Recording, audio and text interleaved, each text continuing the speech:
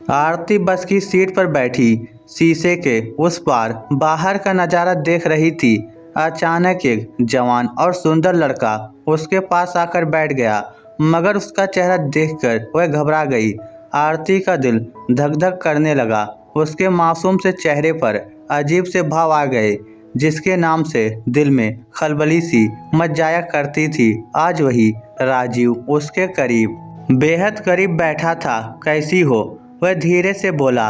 अच्छी हूँ, कहते हुए आरती ने अपने ठुड्डे हाथ पर साड़ी का पल्लू डाल लिया।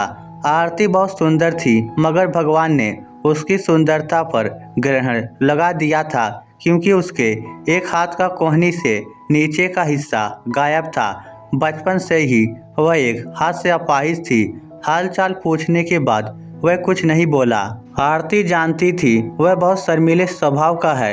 वह सोच रही थी कि ये बस में क्या कर रहा है। उसके घर में तो 2 गाड़ियां हैं। आखिर में बात का सिलसिला शुरू करने के लिए वह बोली, तुम बस में कैसे? वह मुस्कुराता हुआ बोला, क्यों, मैं बस में सफ़र नहीं कर सकता क्या? आरती भी थोड़ा मुस्कुरा कर बोली, बस तो हम गरीबों के लिए है, तुम्हारे घर में तो गाड़ियां हैं। राजीव बोला, घर में जो गाड़ियां हैं उनमें एक मम्मी ले जाती हैं, दूसरी पापा ले जाते हैं। मेरे पास गाड़ी थोड़ी है। मैंने शहर के सरकारी अस्पताल में कल ही ज्वाइन किया है। अब रोज इसी बस से सफ़र करूंगा। राजीव के माता पिता दोनों ही सरकारी टीचर थे। उसके इतना कहते ही आरती का दिल जोर से उछला। वह सोचने लगी, मेरी इतनी अच्छी किस्मत तो नहीं है कि ये मेरा हम सफ़र बन जाए, मगर कुछ दिन साथ में सफ़र करेगा, यही मेरे लिए बहुत है। MBBS पूरी होते ही सरकारी नौकरी मिल गई। बधाई हो डॉक्टर साहब, कहकर वह मुस्कुराने लगी। मुस्कुराने पर आरती के गालों में पड़ने वाले डिंपल देखकर एक बार तो राजीव की नज़रें ठहर गई, मगर तुरंत ही वह संभालता हुआ बोला, थैंक यू। वह दोनों 12वीं कक्षा तक साथ में पढ़े थे, मगर उसके बाद राजीव प्री मेडिकल टेस्ट में पहले ही प्रयास में पास हो गया था। फिर वह MBBS करने चला गया और आरती ग्रेजुएशन करने में लग गई थी। हालांकि वह भी साइंस की स्टूडेंट थी, मगर डॉक्टरी की महंगी पढ़ाई करवाने की उसके घर वालों की हैसियत नहीं थी। इसलिए आरती ने B.Ed किया और अब वह शहर के एक प्राइवेट स्कूल में पढ़ाने जाया करती थी। एक हाथ नहीं होने की वजह से वह बचपन से ही हीन भावना की शिकार हो गई थी। कोई उसे अपाहिज कहता तब उसे बहुत दुख होता था, मगर राजीव स्कूल में उन बच्चों से लड़ पड़ता था जो आरती को अपाहिज होने के ताने मारते थे। बस उसकी इसी आदत ने आरती के दिल में प्यार के बीज बो दिए थे। वह उसे हमेशा अपना सा लगता था। उसके बाद दोनों में ज़्यादा बातें नहीं हुई। 20 किलोमीटर का सफ़र बिना बात किए गुजर गया। वह जब स्कूल पहुंची तो बहुत खुश थी। उसे खुश देखकर उसकी एक टीचर दोस्त कविता बोली, क्या बात है मैडम, आज तो गालों पर निखार आया हुआ है, कोई खुशी का खजाना मिल गया क्या? आरती हंसते हुए बोली, नहीं यार, ऐसी कोई बात नहीं है। आज सफ़र में एक पुराना दोस्त मिल गया था। कविता ने पूछा, कौन दोस्त? वही लड़का तो नहीं जो स्कूल में तुम्हारे साथ था, अब डॉक्टर बन गया है? आरती ने मधुर मुस्कान के साथ गर्दन को हाँ में हिलाया और कहा, यहाँ के बड़े सरकारी हॉस्पिटल में उसकी नौकरी लग चुकी है। कह रहा था रोज मेरे साथ बस से अप डाउन करेगा।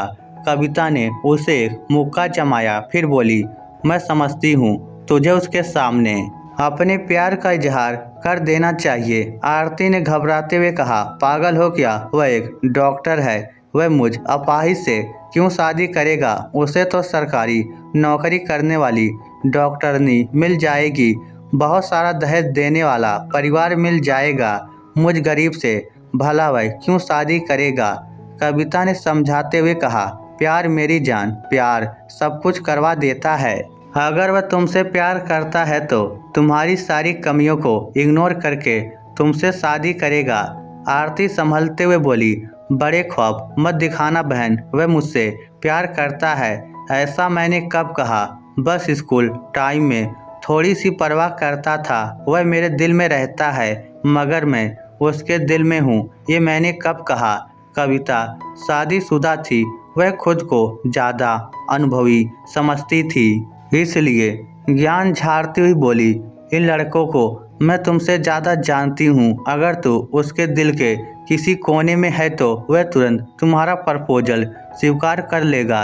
ये जो थोड़ी सी परवाह होती है ना, ये बहुत बड़े गुल खिला देती है। आरती नाराज होते हुए बोली, तू सचमुच पागल है।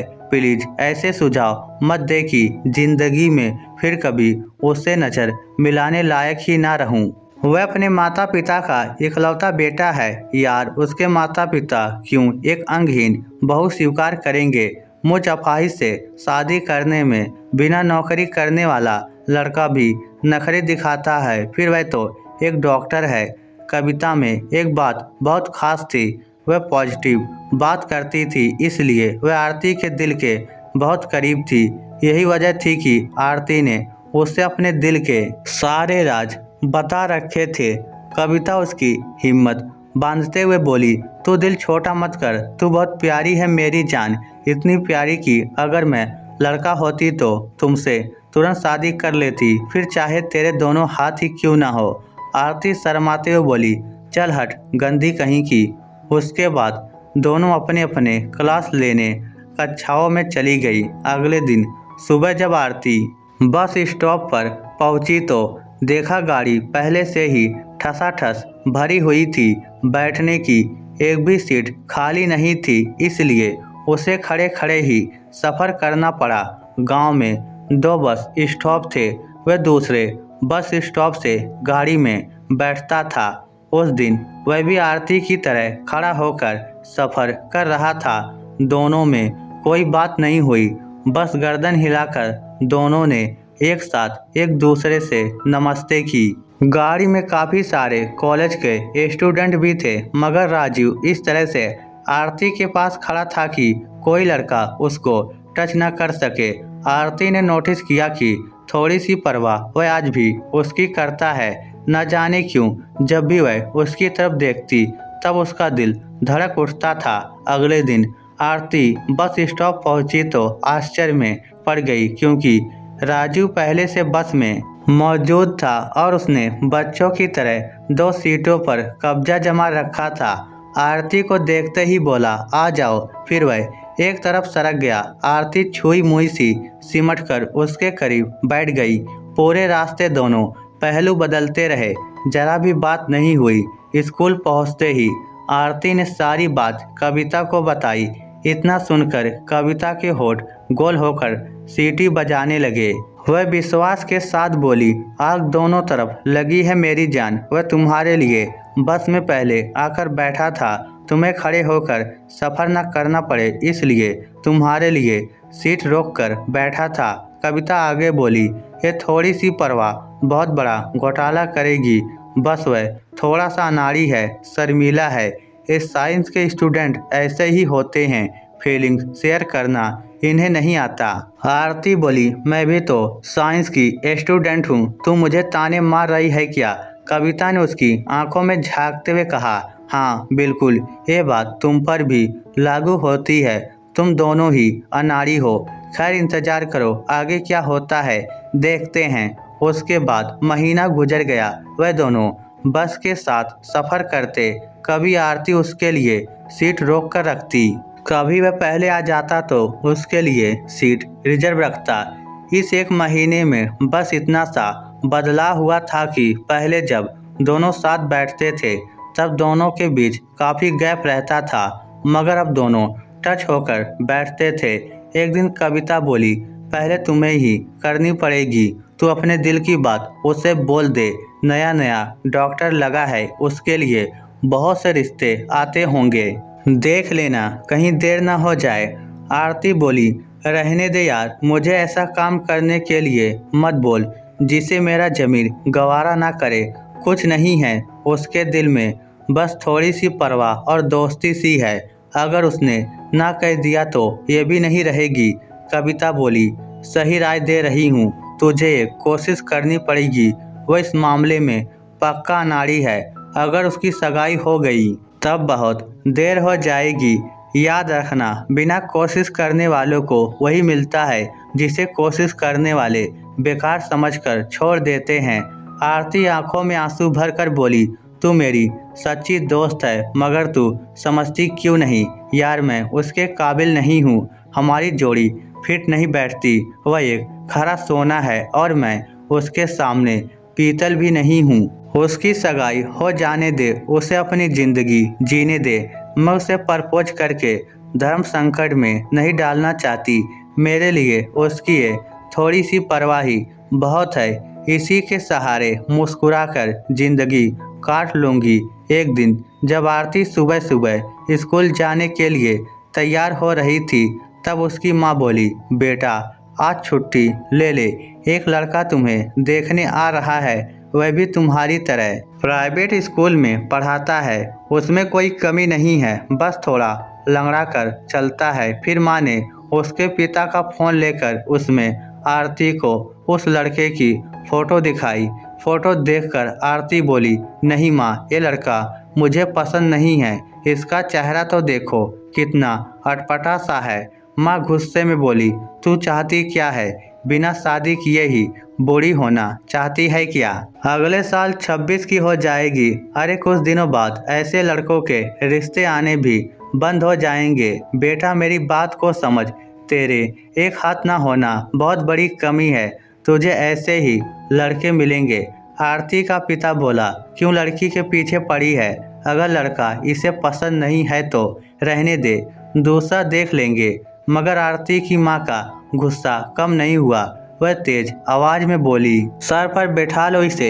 एक तो अपाहिज है, ऊपर से उम्र निकलती जा रही है। देख लेना, एक दिन रिश्ते आने ही बंद हो जाएंगे। आरती रोते हुए बोली, बंद हो जाएंगे तो हो जाने दो माँ, अकेले जी लूंगी। इतना तो कमाती हूँ कि खुद का पेट तो भर ही लूंगी। वह उदास मन से बस स्टॉप पहुंची तो देखा राजीव बस के पास खड़ा उसी का इंतजार कर रहा था। जैसे ही उसे देखा तो बोला, आरती इधर आ जाओ, आज गाड़ी में चलते हैं। वह क्या है कि आज मम्मी पापा ने शहर से थोड़ी खरीदारी करने के लिए छुट्टी ले रखी है। चलो उनके साथ चलते हैं, वे हमें शहर में छोड़ देंगे। आरती डरते डरते उनकी गाड़ी में बैठ गई। राजीव के पिता गाड़ी चला रहे थे। राजीव उनके साथ आगे की सीट पर बैठा था। आरती राजीव के माँ के साथ पीछे की सीट पर बैठी थी। उसने दोनों से नमस्ते कर ली थी, मगर उसके बाद की चुप्पी से उसका कलेजा धक धक कर रहा था। राजीव की माँ आरती के अधूरे हाथ को गहरी नज़रों से देखने की कोशिश कर रही थी। इससे घबराकर आरती ने साड़ी के पल्लू से हाथ को पूरी तरह कवर कर लिया था। आरती को उसकी नज़रें जरा भी अच्छी नहीं लग रही थी। उसे लग रहा था जैसे उसने उनकी गाड़ी में बैठकर बड़ी गलती कर दी हो। शहर तक कोई कुछ नहीं बोला। वह जैसे ही गाड़ी से उतरी तो उसने एक लंबी सांस ली, जैसे किसी घुटन भरे माहौल से बाहर निकली हो। जब स्कूल जाकर उसने कविता को ये बात बताई तो वह बोली, बुढ़िया तुम्हें स्कैन कर गई है, लगता है जल्दी ही कुछ होगा।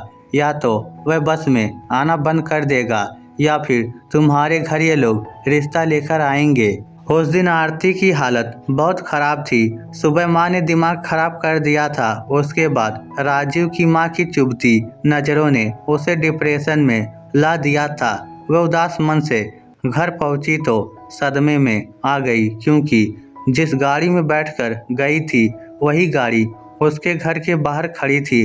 गाड़ी को देखते ही आरती का मासूम सा दिल धड़ाधड़ उछलने लगा, सांसें तेज चलने लगी। उसने डरते डरते घर में प्रवेश किया तो देखा राजीव और उसके माता पिता बैठक में उसके पापा के पास बैठे थे।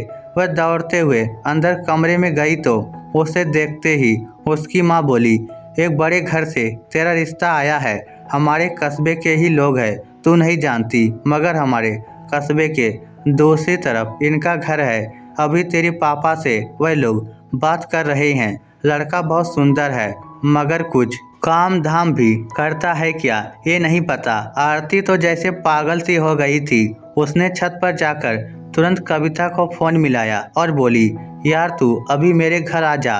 राजीव अपने माता पिता को लेकर मेरे घर आया हुआ है। मेरा दिल बहुत ज़ोर से धड़क रहा है। सामने से कविता की सीटी सुनाई दी। फिर वह बोली, आधे घंटे में पहुंच रही हूँ। खुशी की खबर है मेरी जान, घबरा मत, सब अच्छा होगा। ये तेरा अनाड़ी तो सचमुच खिलाड़ी निकला। वह कविता से बात करके जैसे ही नीचे आई, उसके मम्मी और पापा दोनों खुसुर फुसुर कर रहे थे। आरती को देखते ही उसकी माँ बोली, आरती बेटा, लड़का तो सरकारी डॉक्टर है। तेरे लिए इतना अच्छा रिश्ता आया है मेरी लाडो। तेरे तो भाग्य खुल गए। पहले लड़का तुझसे बात करना चाहता है। तू ऐसा कर, मेरी वह महंगी वाली साड़ी पहनकर तैयार हो जा। इधर आ, आज मैं तुझे अपने हाथों से तैयार करूंगी। कहते हुए माँ की आंखों में आंसू आ गए। आरती कुछ ना बोली। वह गुमसुम सी हो गई थी। जिंदगी में अचानक तूफान सा आ गया था। उसे सब कुछ एक सपने जैसा लग रहा था। उसे भरोसा ही नहीं हो रहा था कि जिसे टूटकर चाहा वह उस अपाहिज का हाथ मांगने सीधा उसके घर चला आएगा, जिसके साथ ख्यालों में ढेरों बातें की थी मगर रूबरू कुछ बोल नहीं पाई थी। वही उसके सपनों का राजकुमार घोड़ी पर बैठकर उसे ब्याहने आएगा। वह जल्दी में नहाकर माँ के पास आकर बैठ गई। माँ ने उसे अपनी सबसे सुंदर और महंगी साड़ी पहनाई। फिर शीशे के सामने बैठकर उसका श्रृंगार करने लगी। श्रृंगार करते हुए माँ बोली, वह तुमसे बात करेगा तब ज़्यादा मत बोलना, नज़रें मिलाकर बात मत करना। स्त्री का शर्माना उसका सबसे बड़ा श्रृंगार होता है। आरती का भाई जो उससे 2 साल ही छोटा था, बाजार से नाश्ता ले आया था। वह प्लेटों में नाश्ता डालता हुआ बोला, माँ, दीदी को ज़्यादा समझाने की ज़रूरत नहीं है। ये राजीव को पहले से जानती है। दोनों साथ ही पढ़ते थे और पिछले 1.5 महीने से दोनों बस में एक ही सीट पर बैठकर जाते हैं। मामला बहुत पुराना है, कहकर वह हंसने लगा। माँ आरती के बाल खींचते हुए बोली, तू तो बड़ी बदमाश निकली। पहले से जानती है उसे, तब तो सारी बातें कर चुकी होगी। मैं ही पागल हूँ जो तुझे सजने संवारने में लगी हूँ। भोली सी दिखती है मगर तू तो बड़ी तेज है रे। जा, मैं ना करती तेरा श्रृंगार। आरती बोली, तुम्हारी कसम माँ, मैंने उससे कोई बात नहीं की। वह क्या बात करेगा मुझे नहीं पता। मैं उसके साथ बैठकर जरूर गई हूँ मगर वह कोई बात नहीं करता था। शादी के बारे में तो उसने कुछ भी नहीं बताया। उसे घर में देखकर मैं भी अचंभित हूँ। कविता आ गई थी। उसने आरती की माँ से नमस्ते की, फिर बोली, अब इसके श्रृंगार का काम मुझ पर छोड़ दीजिए आंटी। ऐसा श्रृंगार करूंगी कि डॉक्टर साहब इसे देखते ही रहेंगे, बोल कुछ नहीं पाएंगे। आरती उसे देखकर गुलाब की तरह खिल गई। बोली, अब तू आ गई है, मेरी हिम्मत बंध गई है। वह मुझसे बात करना चाहता है, पता नहीं क्या बात करेगा। कविता बोली, जो भी बात करेगा तुझे वह बातें सुनकर मजा आएगा। थोड़ी गुदगुदी सी होगी मन में और कुछ नहीं होने वाला। वैसे भी वह गूंगा है, बोलता कम है, करता ज़्यादा है। शादी के बाद तेरी खैर नहीं। आरती शर्मा कर बोली, चल गंदी कहीं की। एक कमरे में आरती और राजीव दोनों बैठे थे। आरती नज़र झुकाकर बैठी थी। वह उसकी तरफ देखता हुआ बोला, सब कुछ अचानक से हो रहा है, बुरा तो नहीं लग रहा है ना। आरती ने बिना नज़र उठाए ही ना में गर्दन हिलाई। आरती का दिल पता नहीं क्यों अभी तक धक धक कर रहा था। जिसके साथ ढेरों बातें करनी थी वह उसके सामने बैठा था, फिर भी उसके होठों से लफ्ज नहीं निकल रहे थे। राजीव बोला, बचपन से तुझे चाहता हूँ। जब भी तुम्हारी आंखों में देखता था तब खुद के लिए भी बेइंतहा प्यार नजर आता था। आज भी तुम्हारी आंखें यही कहती है, जैसे तू भी मुझसे इतना ही प्यार करती है जितना मैं तुमसे करता हूँ। क्या ये सच है? आरती ने तुरंत हाँ में गर्दन हिला दी। राजीव बोला, जब साथ पढ़ते थे तब दिल में आता था तुम्हें कह दूं कि तुम मेरी जिंदगी हो। बड़ा होकर तुमसे शादी करूँगा, मगर उस समय हिम्मत नहीं होती थी। जब पीएमटी में सिलेक्शन हुआ था तब भी दिल किया कि तुम्हें बता दूं कि तुमसे बहुत प्यार करता हूँ, तुम मेरा इंतज़ार करना, मैं तुमसे शादी करूँगा, मगर कह नहीं पाया। MBBS करते समय साथ में बहुत सी लड़कियां थी। उन्होंने मेरे नज़दीक आने की कोशिश भी की, मगर उनमें से कोई भी दिल को नहीं भाई, क्योंकि दिल में तो घुसी हुई थी। आरती धड़कते दिल से उसकी बातें सुन रही थी।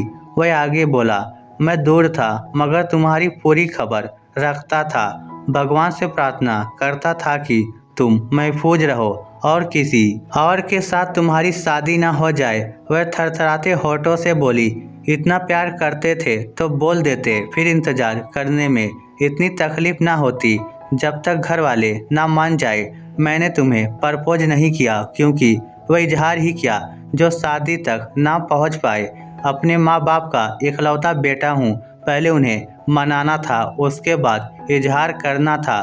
पिछले 3 साल से उन्हें मनाने की कोशिश कर रहा था। जब से नौकरी ज्वाइन की है मैंने उन्हें मनाने के प्रयास और तेज कर दिए थे। मेरे मम्मी पापा तुझे बस में आते जाते पहले भी देख चुके हैं, मगर आज तुम्हें गाड़ी में बैठाकर इसलिए ले गए थे कि मम्मी तुझे एक बार ढंग से देख ले। तुझे तुम्हारे स्कूल के आगे उतरते ही मम्मी बोली, मुझे लड़की पसंद है। बस फिर क्या था, हम लोग बाजार गए और तुम्हारे लिए कपड़े खरीदे, सगाई के लिए अंगूठी खरीदी, फिर घर चले आए। आरती बोली, अकेले ही सब कुछ करते रहे, मुझे भी साथ ले लेते। वह बोला, सच कहूँ तो अगर मेरे मम्मी पापा मना कर देते तो मैं तुझे बताता ही नहीं कि मैं तुमसे प्यार करता हूँ। फिर इस कहानी को अधूरी और अनकही रखना ठीक था, ताकि ना कोई गिला रहे, ना कोई शिकवा, ना कोई वादा होता, ना कोई उम्मीद। रास्ते जुदा रहना ही ठीक रहता, ताकि भुलाने में आसानी हो। मैं ऐसा ही हूँ, झूठे सपने दिखाने में यकीन नहीं करता। आरती बोली, एक बात कहूँ? वह बोला, क्या? वह उसकी आंखों में झांकते हुए बोली, यकीन नहीं हो रहा तुम मुझे मिल गए हो। बहुत बार ऐसे सपने देखे हैं जब लगा तुम मेरे सामने हो और फिर छूने की कोशिश करती हूँ तो दूर चले जाते हो। राजीव ने खड़े होकर झटके से उसे गले लगा लिया, फिर बोला, मेरे दिल की धड़कन महसूस करो, यकीन हो जाएगा। वह उसके सीने से चिपकी हुई कांपते स्वर में बोली, ऐसे ही चिपके रहो, यकीन हो रहा है। उसके बाद आगे का कार्यक्रम बहुत तेजी से हुआ। उसी दिन दोनों की सगाई हो गई। उसके कुछ दिन बाद शादी हो गई। इस स्टोरी को लेकर आपकी क्या राय है? नीचे कमेंट करके हमें ज़रूर बताइएगा। धन्यवाद।